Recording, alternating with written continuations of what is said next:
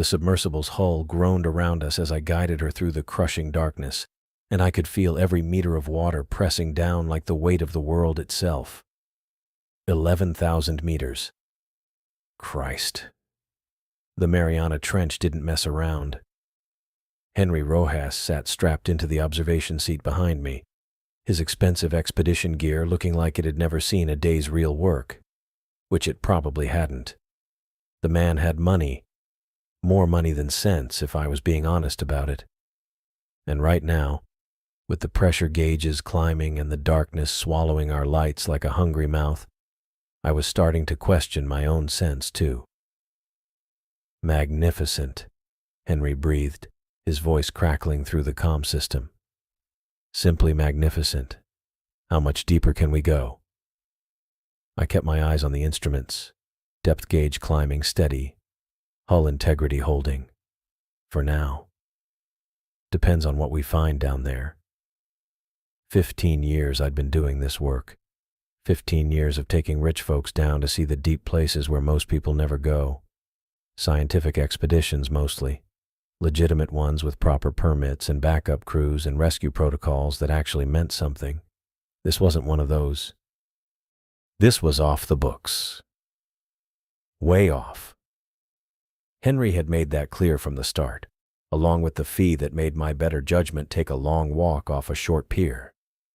Enough money to pay off my boat, clear my debts, maybe even put some away for when my knees finally gave out and I couldn't do this work anymore. Still didn't make it right. The sonar pinged steadily, mapping the trench walls as we descended. I'd studied the readings for weeks before agreeing to this madness.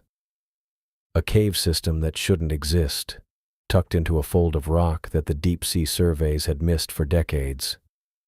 Henry had gotten his hands on the preliminary data somehow. Money opened doors, even in government research facilities, and he'd been obsessing over it ever since. "Tell me about the formation again," he said, leaning forward in his harness. The geological impossibility of it. I'd explained it 3 times already. But Henry liked to hear things repeated. Made him feel like he was really understanding something. The rock down there is old. Older than anything should be at this depth. The cave system cuts through layers that formed millions of years apart. Shouldn't be possible with normal geological processes. Exactly. His voice carried that edge it got when he talked about his theories. Which means we're looking at something unprecedented. Something that could rewrite our understanding of deep ocean geology. Or something that could kill us both when the pressure hull decided it had had enough. I checked the depth gauge again. 11,200 meters. We were passing through the Hadal Zone now, the deepest part of the ocean where sunlight was just a memory, and the water pressure could crush a human body in milliseconds. Down here, the smallest equipment failure became a death sentence. No rescue subs operated at these depths. No emergency protocols existed for retrieval. If something went wrong, we'd become part of the geological record Henry was so eager to study. The external cameras picked up movement in the lights, something pale and translucent drifting past like a ghost. Probably a xenophyophore, one of those giant single-celled organisms that somehow thrived in conditions that would kill everything else on Earth. I'd seen them before on legitimate dives, but they never stopped being unsettling. Life persisting where life had no business existing, kind of like what we were doing. "There," Henry said suddenly, pressing against his viewing port. "Do you see it? The anomaly on the sonar." I'd been watching it for the past 5 minutes. A dark void in the trench wall, exactly where the geological survey said it would be. The cave opening looked smaller than I'd expected. Maybe 3 meters across, but sonar suggested it opened up significantly once you got inside. If the readings were accurate, the cave system extended back into the sea floor for over a kilometer, with chambers large enough to house a cathedral. "I see it." I adjusted our descent angle, bringing us in line with the cave mouth. still think this is a bad idea." "Your concerns are noted," Henry replied in that clipped tone he used when he didn't want to hear opposition. "Proceed with the approach." The submersible's lights illuminated the cave entrance as we drew closer. The rock looked wrong somehow. Too smooth, too regular. Natural cave formations at this depth should show signs of erosion, mineral deposits, the slow work of geological time. This looked almost carved, like something had deliberately shaped the opening. I pushed that thought away. 15 years of deep-sea work taught you to ignore the tricks your mind played in the darkness. Down here, everything looked alien, because everything was alien. The pressure, the cold, the absolute absence of familiar reference points. It all conspired to make you see things that weren't there. But as we approached the cave mouth, I couldn't shake the feeling that we were crossing a threshold we had no business crossing. The water temperature dropped another degree. The current patterns shifted in ways that didn't match the topographical surveys. Even the submersible's instruments seemed to hesitate, depth readings fluctuating by meters instead of the usual centimeter precision. "Incredible," Henry whispered.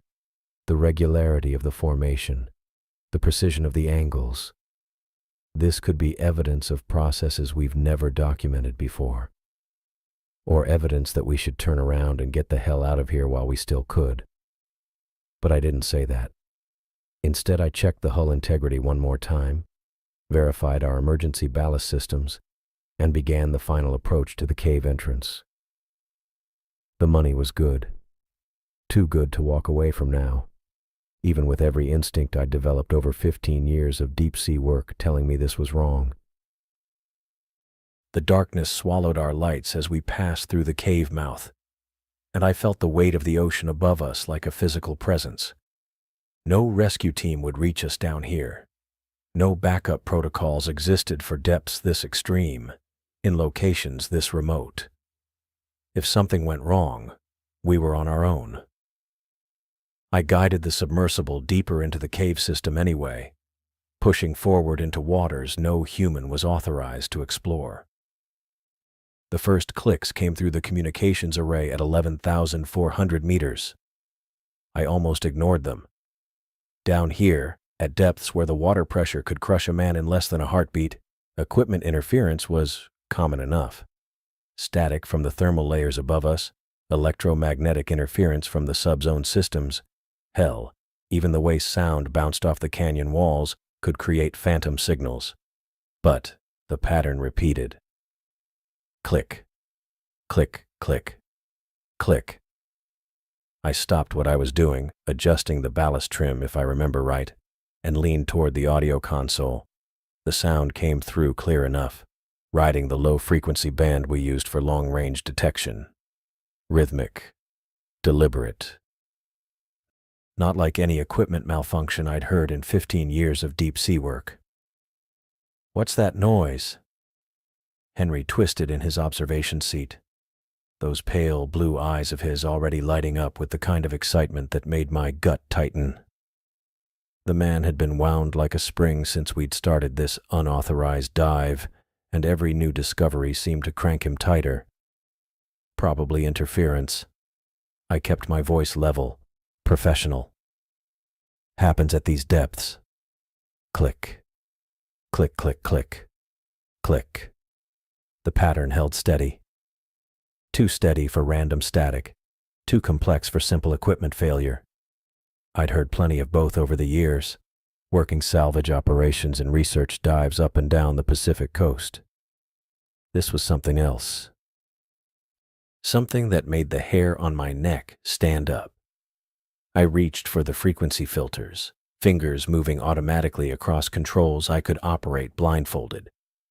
15 years of muscle memory guided me through the adjustments, isolating the signal from background noise, cleaning up the interference that always plagued communications this far down. The sound clarified. My stomach dropped. It was echolocation, all right. but not like any biological sonar I'd ever encountered, and I'd worked with marine biologists studying everything from dolphins to deep-sea whales.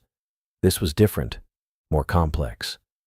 The clicks came in bursts of varying length and intensity, with pauses that felt almost thoughtful. Calculated.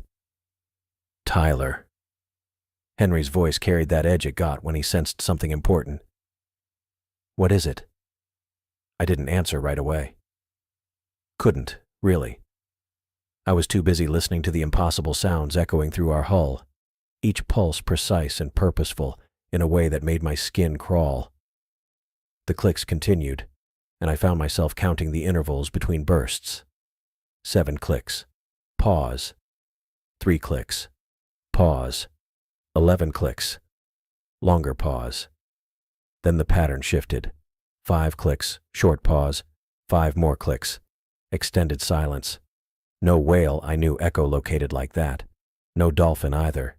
This sounded like language. Like communication.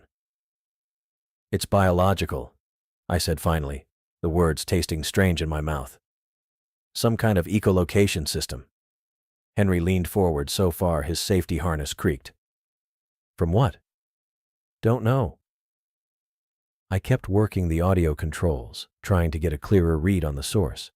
The submersible's passive sonar showed nothing large enough to generate sounds this complex, just the canyon walls stretching away into darkness, and the thermal vents we'd been tracking.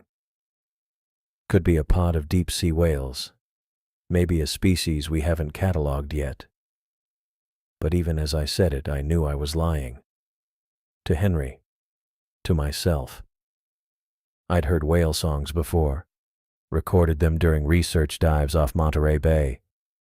This wasn't whale song. This was something else entirely. Click, click, click, click, click. Long pause. Click. Another pause. Then a burst of rapid clicks that seemed to cascade through different frequencies, rising and falling like some kind of acoustic melody. How far away? Henry's hands gripped his armrests, knuckles white against the padded leather. I checked the sonar display, ran the calculations in my head. Hard to say for certain. Sound travels differently down here, bounces off the canyon walls in ways that can fool you. I paused, watching the audio readouts spike and fade. Best guess? Maybe 2-3 kilometers deeper, somewhere near the bottom of this trench system. The bottom. Christ. We were already at 11,400 meters, deeper than any civilian submersible was supposed to go. The water pressure outside our hull was crushing, over 1,000 times what you'd feel at sea level. And whatever was making these sounds lived even deeper. In places where no human had ever been. Henry's breathing had gotten faster, more shallow. I could see him in my peripheral vision, practically vibrating with anticipation. We have to investigate. We have to see what's making that sound. The clicks continued, each pulse seeming to probe the water around us with an intelligence that made my hands shake on the controls. I thought about my ex-wife's alimony payments, about the repairs my boat needed, about the diving company that had let me go 6 months ago when the insurance costs got too high. $250,000. Tyler. Henry's voice cut through my thoughts. We're going deeper. It wasn't a request. I stared at the depth gauge, at the sonar display showing nothing but empty water and impossible sounds, at the navigation screen plotting our course through a part of the ocean that officially didn't exist on any maritime chart. My finger hovered over the ballast control. All right, I said, and made the decision that would change everything. We go deeper. I adjusted our trim, angled the diving planes, and steered the submersible toward the source of those impossible sounds echoing through the abyss. The hull groaned as we descended, metal protesting against pressure that could kill us both in an instant. But we went deeper anyway, following the clicks into darkness no human was meant to explore. The cave entrance yawned in front of us like the mouth of some ancient god. My lights cut through maybe 30 meters before the darkness swallowed them whole, and that was being generous. I'd seen plenty of underwater caverns in my 15 years working commercial dives, but nothing this size. The opening had to be 200 meters across, maybe more. I eased the submersible forward, watching the depth gauge tick past 11,500 meters. Jesus Christ, Henry whispered from the observation seat. How deep does this thing go? We're about to find out. I kept my voice steady, but my hands were already sweating inside the control gloves. Cave diving was dangerous enough at 30 meters. At this depth, if we got stuck or lost, there wasn't a rescue team in the world that could reach us. The submersible's thrusters hummed as I guided her into the mouth of the cave. Our lights swept across walls of dark stone, and I could see the entrance narrowing behind us in the rear cameras. No turning back now. The cave was barely wide enough for the sub as it was. Within minutes, something started bothering me about the rock formations. I couldn't put my finger on it at first, just this nagging feeling that something was off. The walls weren't random like they should be. Natural caves carved by water and geological pressure had a chaotic quality, all jagged edges and unpredictable turns. This was different. The walls curved in long, sweeping arcs that ran parallel to each other. Perfect parallel arcs, like someone had taken a massive compass and drawn them into the stone, and there were these protrusions jutting out from both sides, not random chunks of rock, but evenly spaced bumps that stuck out at measured intervals. I slowed the submersible to a crawl, playing the lights across the formations. The pattern was too regular, too precise. Nature didn't work like this. "Tyler," Henry said, his voice tight. "Are you seeing what I'm seeing?" I was. God help me, I was. Those weren't rock formations at all. They were ribs. Fossilized ribs, each one the size of a subway car, stretching away into the darkness ahead of us. The parallel curves weren't cave walls. They were the inside of a rib cage that had been buried and compressed over millions of years until the bone became stone. The realization hit me like a punch to the gut. My hands went cold on the controls, and for a second I forgot to breathe. We weren't exploring a cave system. We were inside the fossilized remains of something that had died down here eons ago, something so massive that its skeleton had become part of the ocean floor itself. I stared at the bones surrounding us, trying to process what I was looking at. Each rib had to be 60 meters long, maybe 70. The spacing between them suggested a torso that could have swallowed a city block. Whatever this thing had been when it was alive, it made blue whales look like minnows. "This isn't possible," I said, mostly to myself. But the evidence was right there in front of us, lit up by our floods. Ancient bone fused with sedimentary rock, compressed and mineralized over geological time until you could barely tell where the skeleton ended and the cave began. Henry was leaning forward in his seat, pressing his face against the observation port. How big was this thing? I did the math in my head, using the spacing of the ribs as a guide. Conservative estimate put the creature at over 300 meters long. Maybe 400. Bigger than anything that had ever lived on Earth. Bigger than anything that should have been able to exist. The clicking sounds were getting louder now, echoing through the water around us, with a rhythm that made my teeth ache. They seemed to be coming from deeper in the fossilized remains, bouncing off the ancient bones like sonar pings. I pushed the submersible forward, deeper into the rib cage. Our lights played across sections where you could still see the original bone structure beneath layers of mineral deposits. Calcium phosphate turned to stone, compressed under the weight of the deepest ocean, until it became part of the planet itself. The hull groaned again, a long metallic complaint that seemed to harmonize with the clicking sounds. We were deeper than any human had ever gone, inside the remains of a creature that shouldn't have existed, following signals that had no business being down here.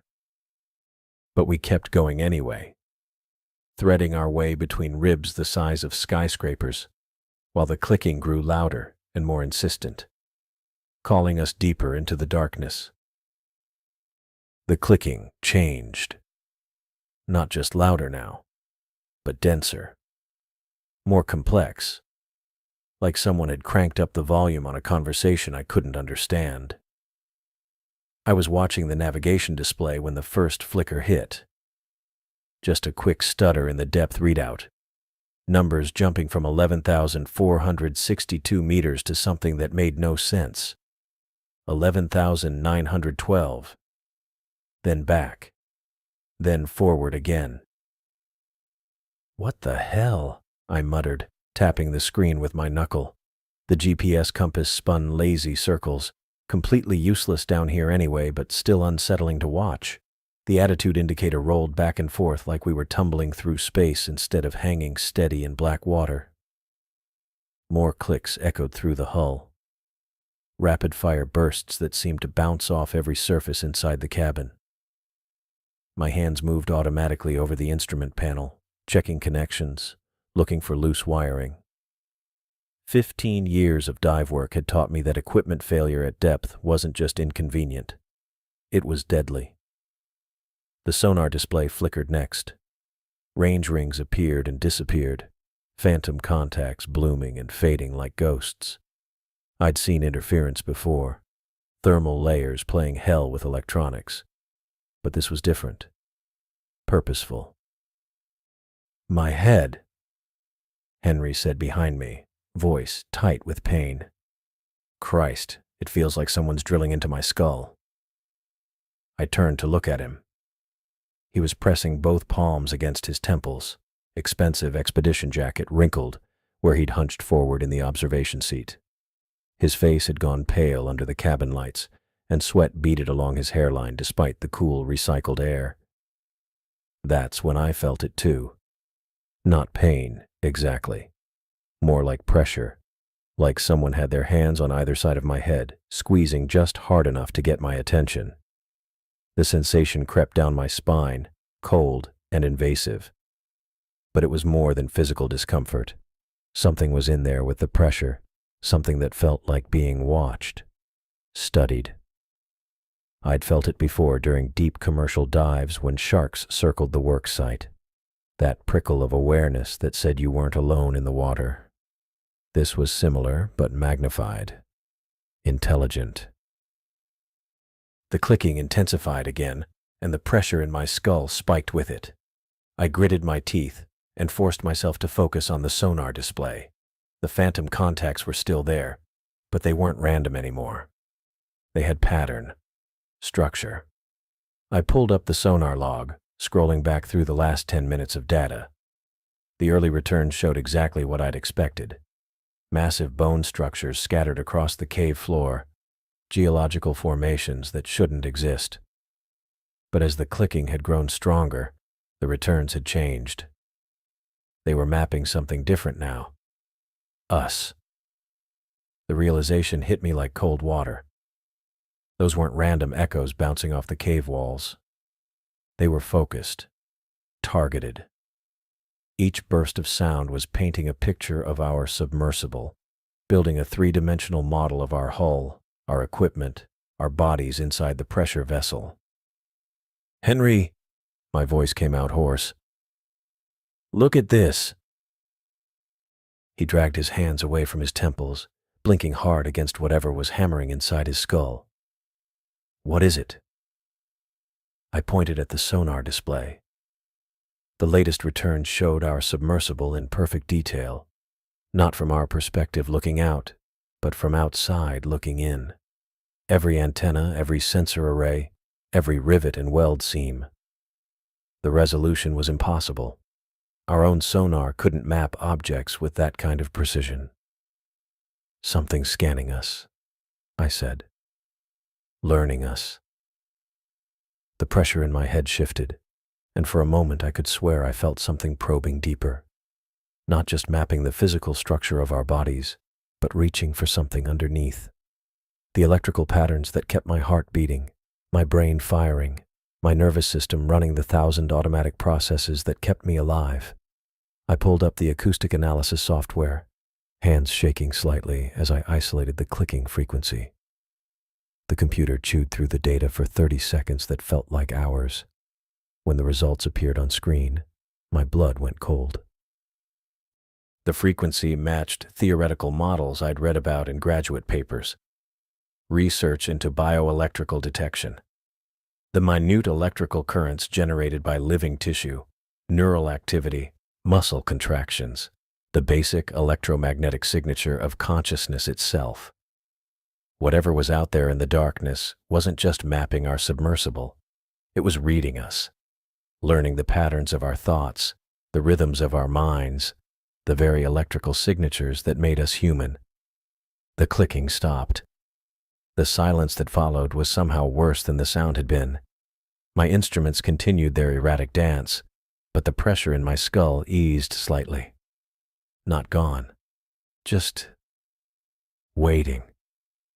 I stared at the sonar display, at the impossible detail of those returns, and felt understanding crash over me like a rogue wave.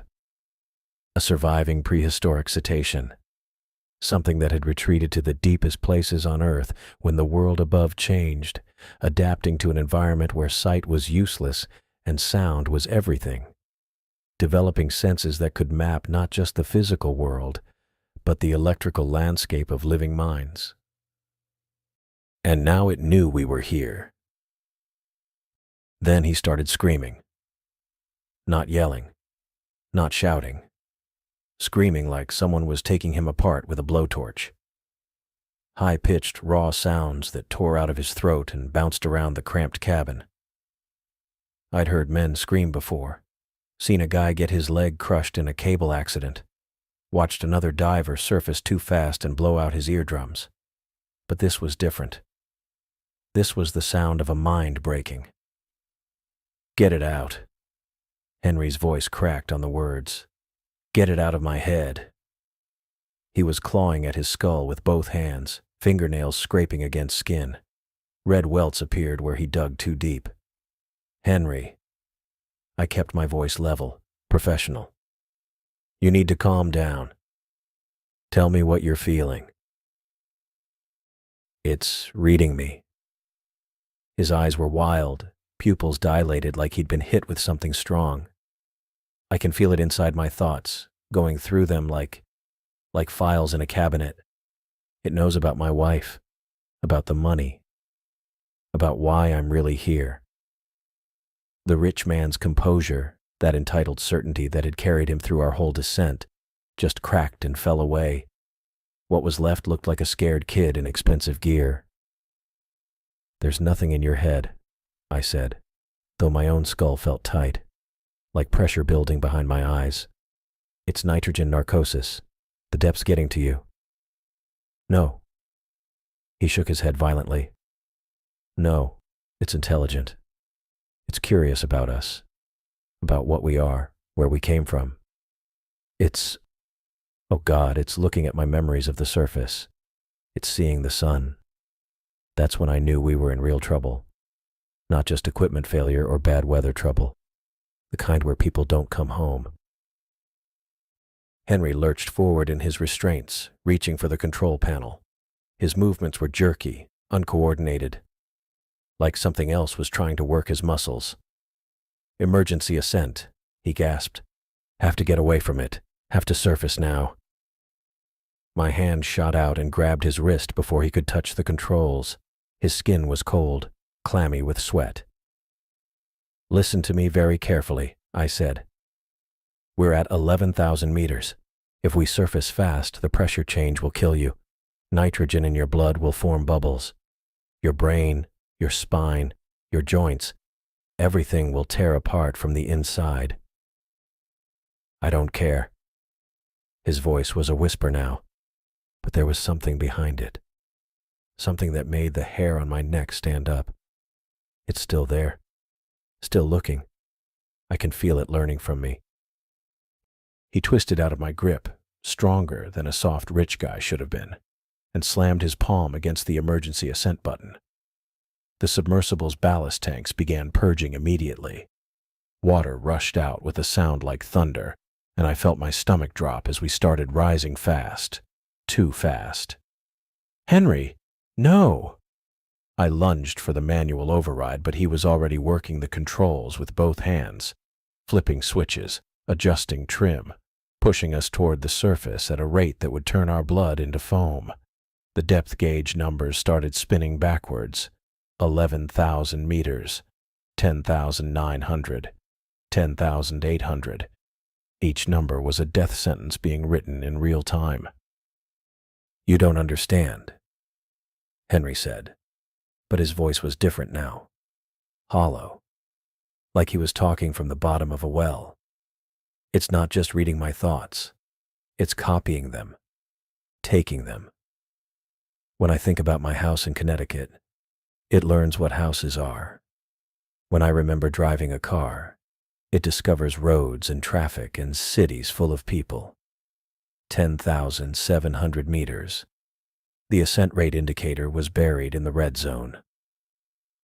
"I'm giving it a road map to our world," he whispered. That's when the first convulsion hit him. His back arched against the seat restraints, every muscle in his body going rigid. His mouth opened, but no sound came out. Just a wet, choking noise. Then his eyes rolled back until only the whites showed. Decompression sickness, the bends. 15 years of diving, and I'd only seen it twice, both times in commercial divers who'd made mistakes with their ascent rates. But never this bad. Never this fast. Henry's body started shaking like he was being electrocuted. His hands clenched into fists so tight I could hear his knuckles crack. Foam appeared at the corners of his mouth, pink with blood. 10,500 meters and climbing. The nitrogen that had been dissolved harmlessly in his blood at depth was coming out of solution, forming bubbles that raced through his circulatory system like tiny bombs. I could see them under his skin, dark tracks following his veins, spreading up his neck toward his brain. "Henry." I reached for him, but there was nothing I could do. The damage was already happening inside him, in places no first aid could reach. His camera was still recording. The little red light blinked steadily as it captured every second of his death. Professional documentation of an unauthorized expedition that should never have happened. Henry's convulsions got worse. His whole body jackknifed against the restraints, then went limp, then seized up again. Each spasm was weaker than the last. 10,000 meters, 9,800. His face was turning blue, not the slow blue of hypothermia, but the mottled, ugly blue of oxygen starvation. The bubbles in his blood were blocking circulation, cutting off flow to his organs. Between convulsions, his eyes found mine. For just a second, they were clear, lucid, terrified. "It's coming with us," he whispered. Then his face went slack. His eyes stayed open, but the light behind them was gone, like someone had turned off a switch. The camera kept recording, capturing the exact moment Henry Rojas died 11,000 meters below the surface of the Pacific Ocean. His expression was frozen in absolute terror. The submersible kept rising. 9,000 meters, 8,500. The automatic systems Henry had triggered were still running, still pushing us toward a surface that might as well have been on another planet. I was alone now. Alone with a dead man and a camera that wouldn't stop recording, and an oxygen supply that was running lower with every breath I took. That's when I heard them again. The clicks, but not from one direction this time. They were coming from everywhere. Port, starboard, above, below. Like we were surrounded, like whatever was down there had followed us up, keeping pace with our ascent. The sounds were different now, too. More complex, layered, like a conversation being held in a language I couldn't understand, but somehow recognized. I checked the oxygen gauge. 3 hours of breathable air left. Maybe 4 if I controlled my breathing. Not enough to reach the surface, even if the emergency ascent sequence worked perfectly. The clicking grew louder. Pattern recognition came with the territory when you spent half your life underwater. Your brain learned to sort signal from noise, meaningful from random. And what I was hearing through the hull had structure, rhythm. The clicking would cluster in groups of 3, pause, then 5 clicks, pause, then 7. It was counting. Christ. The thing was cataloging me, measuring my submersible, my electrical signature, maybe even my heartbeat through the metal hull. Each click sequence mapped another piece of information, building a complete picture of what had invaded its territory. But that wasn't the worst part. The worst part was the responses. I pressed my ear closer to the hull, trying to isolate individual signatures. One set of clicks came from directly ahead, where I'd first detected the creature, but now I could hear others, fainter, more distant, but unmistakably similar. A click pattern from somewhere off the starboard side, another from below, deeper in the cave system. Dozens of them, maybe more. They were talking to each other. My hands found the controls without conscious thought, fingers moving across familiar switches while my brain tried to process what I was hearing. 15 years of commercial diving, and I'd never encountered anything that demonstrated this level of coordination. Whales could communicate across vast distances, sure, but this was different. This was tactical. The creature ahead wasn't just studying me. It was broadcasting my position, my specifications, my vulnerabilities to others of its kind. Sharing data like a hunting pack. The clicking signatures were overlapping now. Layers of communication creating a complex soundscape that filled the fossilized ribcage around us. I tried counting distinct sources, but lost track after 20. The cave system was crawling with them. My diving background had taught me one crucial lesson about predators. They didn't waste energy on unnecessary movement. Everything had purpose. Every action served survival. And if these creatures were expending this much effort to coordinate around my submersible, it meant they considered me either a significant threat or significant prey. Neither option offered much comfort. I stared at the instrument panel, watching our electrical systems draw power. Navigation display flickering with our position data. Communications array broadcasting our location to the surface every 30 seconds. Running lights cutting through the darkness. The rebreather cycling air with its steady mechanical rhythm. We were lit up like a Christmas tree.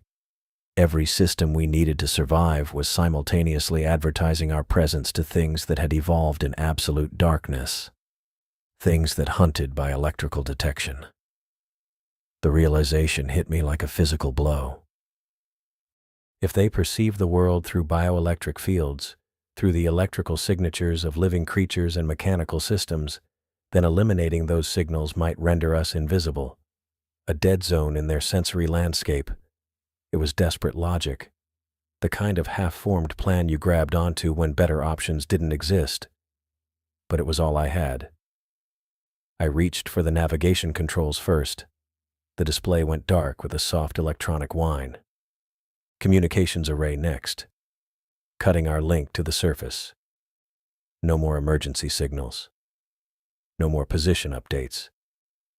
If this went wrong, nobody would know where to find our bodies. The running lights took longer to shut down. Each switch felt like severing another lifeline, another connection to the world above. But the clicking patterns were growing more complex, more urgent. Whatever they were planning, it was happening soon. The rebreather was the hardest decision. It was our air supply, our lifeline in this crushing environment, but it was also the largest electrical draw, cycling constantly, broadcasting our biological presence to anything with the ability to detect it. My hand hovered over the emergency shutoff. Once I hit that switch, we'd be running on whatever air remained in the cabin. Maybe 20 minutes if we controlled our breathing. Maybe less. The clicking stopped. Complete silence. Not just quieter. Gone. Like someone had thrown a switch and cut the sound entirely. That was worse than the clicking. I hit the rebreather shut-off. The silence that followed was absolute. No electronic hum, no mechanical cycling, no navigation pings, just the sound of my own heartbeat. We were floating in a metal coffin with no power and no air supply. But we were invisible. I held my breath. Partly to conserve what little air remained in the cabin, partly because even the sound of breathing felt too loud in this crushing quiet. The darkness was total. Not just the absence of light, but the presence of something heavier, older, like floating in the throat of something ancient and hungry. Then I felt it. Water displacement, subtle but unmistakable. Something large moving through the liquid around us, close enough that its passage created currents against our hull. The submersible rocked gently, metal groaning under pressure that had nothing to do with depth. It passed within inches of the observation window. If the lights had been on, we would have been staring directly at it. Instead, I felt its presence like a shadow moving through shadow, massive and purposeful and utterly alien. My lungs started burning. How long had I been holding my breath? 30 seconds? A minute? Time moved differently in absolute darkness. But I didn't dare exhale, didn't dare make any sound that might give us away. The current shifted again. It was circling us now, moving in a slow spiral around the submersible, testing, probing, looking for any sign that we were more than just another piece of debris in its territory. Second pass, closer this time. The hull actually scraped against something, hide or bone or something else entirely. A sound like fingernails on metal that went straight through me and set my teeth on edge. My chest felt ready to explode. Spots danced in my vision, though that might have been the darkness playing tricks. The current shifted a third time, but fainter now. More distant. Whatever was out there was moving away, apparently satisfied that we posed no threat. Or maybe convinced that we weren't there at all. But I couldn't be sure. Not in this darkness. Not with these things. I stayed frozen, suspended in black water with lungs that felt like they were full of acid. No way to know if the creature had actually left, or if it was just waiting for me to reveal myself again. Waiting for the first electrical signal, the first sound, the first sign that the metal shell floating in its territory contained something alive and vulnerable. My body screamed for air, but my mind held firm. Because down here, in waters no human was meant to explore, patience wasn't just survival. It was the only thing standing between us and whatever hunted in the crushing dark. My hands moved on autopilot, flipping switches I'd memorized 15 years ago. Minimal life support, emergency ballast. The submersible's systems hummed back to life around me, but everything felt muted, like I was operating through thick glass. The ascent began slow. Had to. Physics doesn't care how badly you want to breathe surface air. Come up too fast from 11,000 meters, and nitrogen bubbles form in your blood. Decompression sickness would kill you just as dead as staying down here with whatever was clicking in the darkness. I kept one hand on the ballast controls and the other wrapped around Henry's camera. The metal casing felt warm against my palm, like it was still processing what we'd seen down there. Every few seconds I'd glance at it, half expecting the display to flicker with images of those massive ribs stretching into the black. 10,000 meters. The hull creaked as pressure decreased, metal expanding in tiny increments. My ears popped. Standard procedure called for a 5-minute stop here, let the body adjust. I watched the depth gauge and counted breaths. The clicking had stopped completely now. No more organized patterns, no more coordinated hunting calls. Just the steady ping of sonar and the whisper of recycled air. But I could still feel them down there, waiting, watching our lights fade as we climbed toward a world they'd never know. My chest burned. Each breath came harder than it should have, even with the rebreather working perfectly. Adrenaline crash, probably. Your body floods with fight-or-flight chemicals when something that big decides your prey. And now, I was paying the price. Hands shaking just enough to make the controls feel unfamiliar. 9,000 meters. Another stop. The emergency ascent profile was burned into my brain from years of safety drills. But following it took every ounce of discipline I had. Every instinct screamed to blow the ballast tanks and rocket toward the surface. Let the bends kill me if they wanted. At least I'd die breathing real air instead of processed oxygen in a metal tomb. But training held. Always did, when everything else fell apart. I turned the camera over in my hands. Henry had been recording when it happened. When the creature moved through our lights like liquid shadow, when the ribcage revealed itself in all its impossible enormity, every second was captured in high-definition memory, proof that we'd found something the world had never imagined. 8,000 meters. The pressure readings looked good. No hull breaches, no system failures. The submersible was built for this kind of punishment, rated for depths that would crush conventional vessels like aluminum cans. But it felt fragile now. Everything felt fragile after seeing what lived in the deepest places. My breathing steadied as we climbed. The rebreather scrubbed carbon dioxide from my exhalations, fed me clean oxygen in return. Mechanical reliability in a world where nothing else made sense. I'd trusted these systems for 15 years, descended into trenches and caverns, where one equipment failure meant death. But this was different. This wasn't about technical challenges or commercial contracts. This was about secrets that should stay buried. 7,000 meters. Halfway home. The water above us still stretched for miles, but it felt lighter somehow. Less oppressive. Down in the trench, the ocean had weight beyond just pressure. It carried the presence of things that had evolved in absolute darkness. Creatures that had never known sunlight or surface waves. I thought about Henry's last moments. The way his eyes had gone wide when he realized what was happening. He'd wanted discovery so badly, needed it to validate his entire existence. But some discoveries come with costs you can't calculate until it's too late. The camera's memory held gigabytes of footage, crystal clear images of bone structures the size of buildings, recordings of communication patterns that suggested intelligence beyond anything we'd cataloged. Evidence that would rewrite biology textbooks and launch 1,000 expeditions into waters no human should explore. 6,000 meters. My head felt clearer now. The crushing weight of the deep was lifting, taking some of the confusion with it. But clarity brought its own problems, because now I had to decide what to do with what we'd found. Henry had died for this footage. Died believing he was on the verge of the greatest discovery in human history.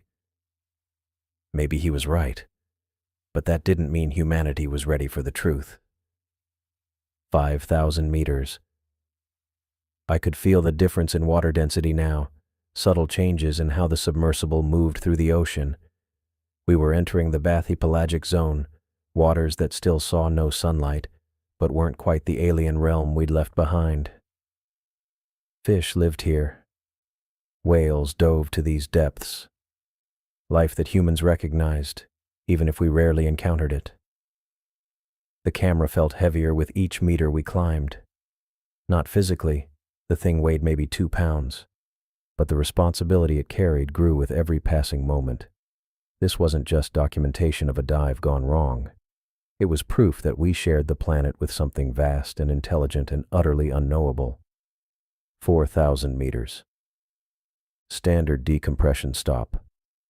I hung in the water column and tried to process what I'd experienced.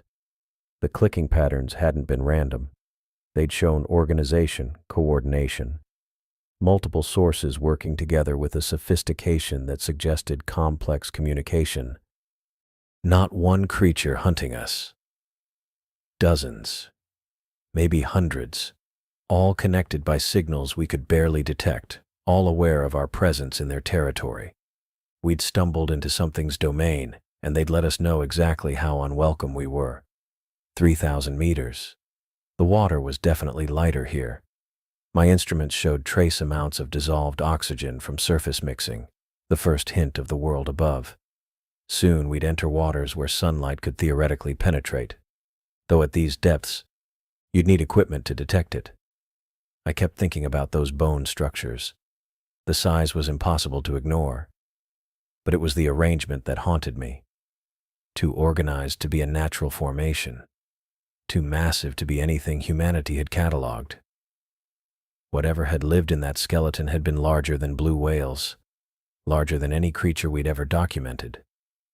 And based on the clicking, its descendants were still down there. 2,000 meters. I could smell home now. Not literally. The rebreather recycled everything.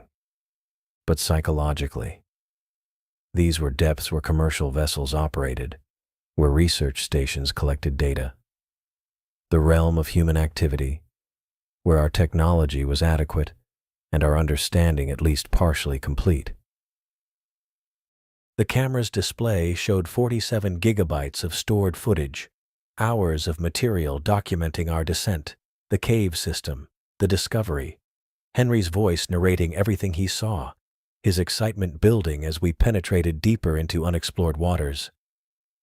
All of it captured in perfect detail, all of it waiting to change the world. 1,000 meters. Almost home.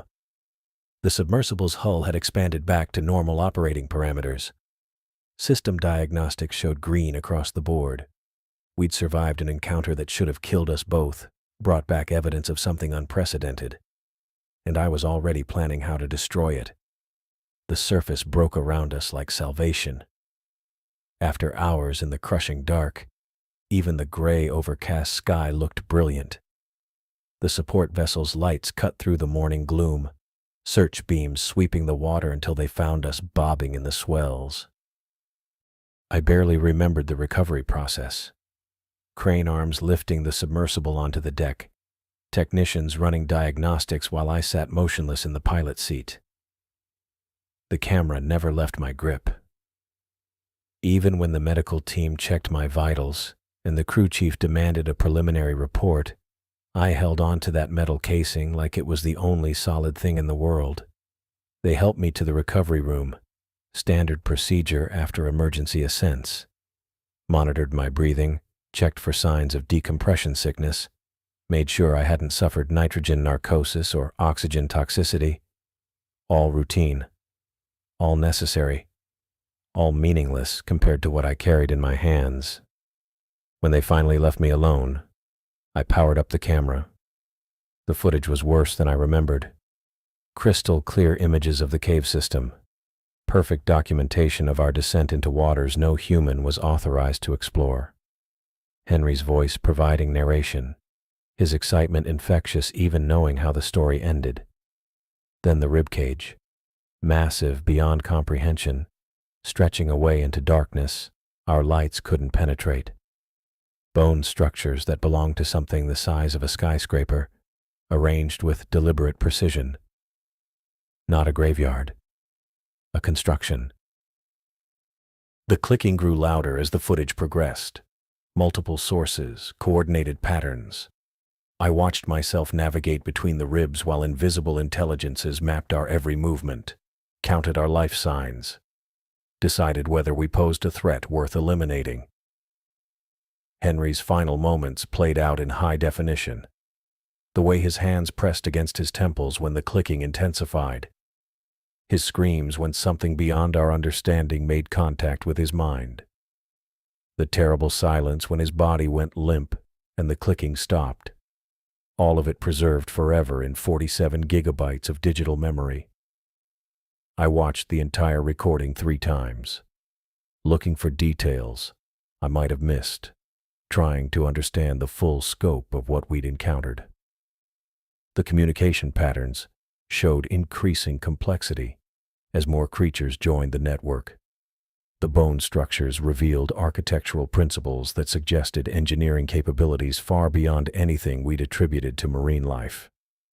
This was proof of intelligence, proof of a civilization that had developed in complete isolation from human knowledge, proof that we weren't alone on this planet, not even close. It was also proof that some secrets were too dangerous to share. I found a lighter in my gear bag. Standard equipment on any dive. Waterproof, reliable, designed to function in extreme conditions. The flame looked tiny in the recovery room's fluorescent lighting, but it was enough. The camera melted slowly, plastic housing bubbling and blackening, metal components warping in the heat. The memory card took longer, silicon and rare earth elements that required sustained temperature to destroy completely. But eventually, everything reduced to slag and smoke, and the acrid smell of burning electronics. 47 gigabytes of history. Gone. Henry would have called me a coward, would have said I was destroying the greatest discovery in human history, throwing away proof of intelligence that could revolutionize our understanding of life on Earth. He would have been right about the magnitude of what we'd found. He would have been wrong about humanity's readiness to handle it. Because down there in the crushing dark, surrounded by creatures that could map our thoughts and coordinate their movements across vast distances, I'd understood something Henry never had time to realize. We hadn't discovered a new species. We'd stumbled into a civilization, a society that had evolved in complete isolation, developed technologies we couldn't comprehend, built structures from the bones of their own ancestors. They'd been watching us, counting us. The clicking hadn't been random communication. It had been a census, each pulse mapping another human presence, cataloging our capabilities, assessing the threat we might represent to their ancient domain. And they'd decided we weren't ready for contact. The creature that killed Henry hadn't been acting in rage or hunger. It had been following protocol, eliminating witnesses who'd penetrated too deeply into forbidden waters, ensuring that surface dwellers remained ignorant of what waited in the deepest places. I understood their logic completely. Humanity wasn't ready to learn about intelligence that had mastered pressure and darkness while we were still learning to make fire. We weren't prepared to accept that our ocean contained civilizations older than our oldest fossils, societies that had watched our entire species evolve from a safe distance. The last traces of the camera cooled in the recovery room's ventilation system, smoke dissipating into filters that would scrub away every molecule of evidence. When the medical team returned, I'd tell them about equipment failure and emergency ascent, about Henry's accident during a routine deep-water survey. Everything else would stay buried at 11,000 meters, where it belonged, where humanity would never find it. The recovery room's walls felt thin after the submersible's reinforced hull. Everything seemed fragile up here, temporary. Like the whole surface world was just a bubble floating on an ocean that contained wonders and terrors beyond human comprehension. I thought about the expedition reports I'd have to file. Insurance forms documenting Henry's death. Safety investigations that would ask pointed questions about unauthorized dives in restricted waters.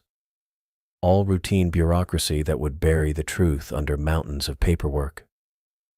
No one would ever know what we'd really found down there. The bone cities built in eternal darkness. The communication networks spanning ocean trenches. The patient intelligence that had been watching our species since before we learned to sail. Henry Rojas had wanted to change the world. In the end, maybe he had. Just not in the way he'd imagined.